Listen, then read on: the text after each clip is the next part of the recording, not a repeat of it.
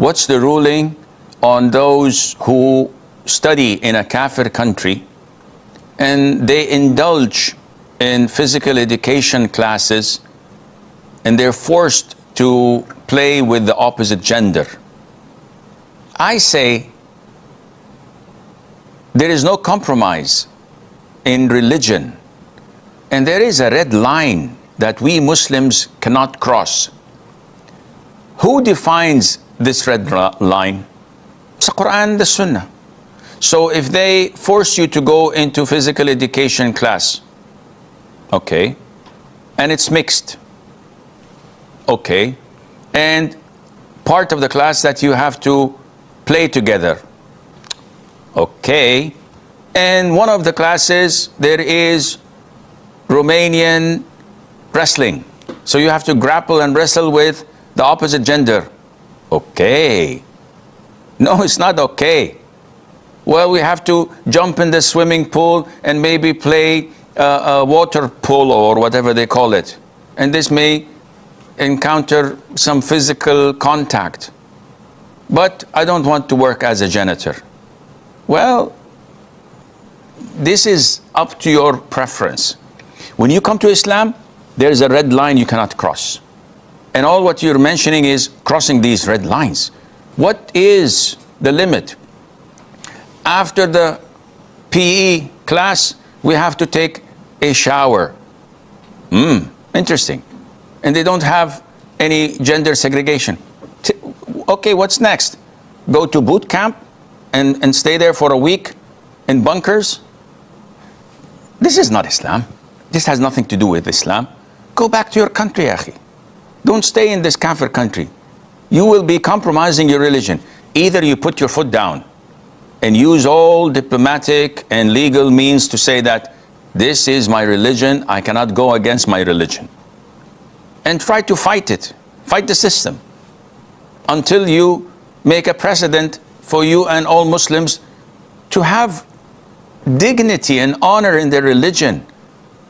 All what they want is for you to be melted in the same melting pot.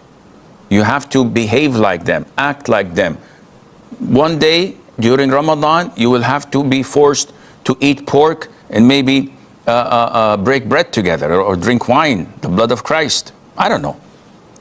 But Allah said it in the Quran, وَلَن تَرْضَى عَنْكَ الْيَهُودُ وَلَا النَّصَارَى حَتَّى تَتَّبِعَ مِلَّتَهُمْ. O Muhammad, the Jews and the Christians will never be pleased with you until you follow their way, their religion. So I think enough is enough. You have to draw the line and choose whether you want this dunya or you want the akhirah. As long as you're implementing the Quran and the Sunnah without any extremism, without any unnatural choices. All of this has to fall under the guidelines of Islam from the Quran and the Sunnah, and real scholars of Islam who follow the Quran and Sunnah, not the diluted scholars. I'm talking about the real scholars who follow the Quran and the Sunnah with the wisdom and with the knowledge and with the diplomacy, would understand how to treat such issues, and Allah knows best. Jan from the UK. Assalamu alaikum, Sheikh.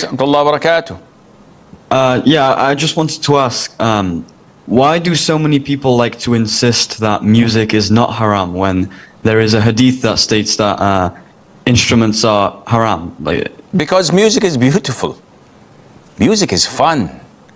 Music fills you with happiness and it changes your mood. When you're sad and you listen to cheerful music, it flips your mood.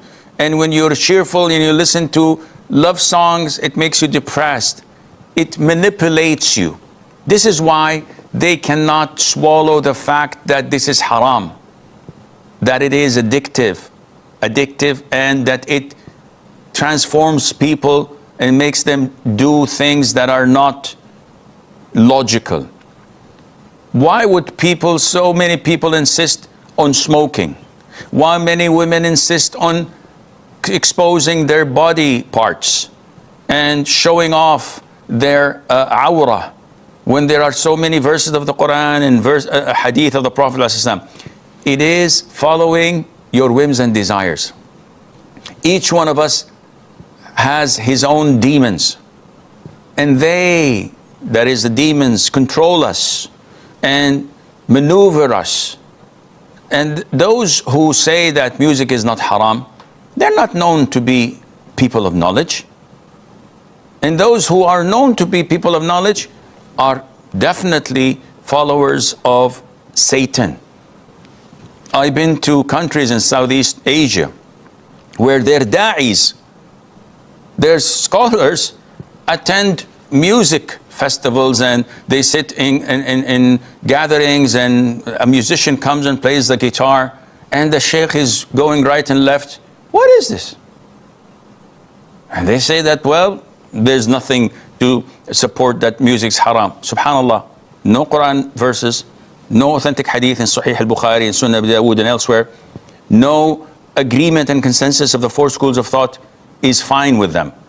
Yeah, because I've read a scholar of XYZ in Tasmania or somewhere, I don't know. He said that it is makruh. Who's the scholar? I don't know. I think his name is XYZ, I don't know.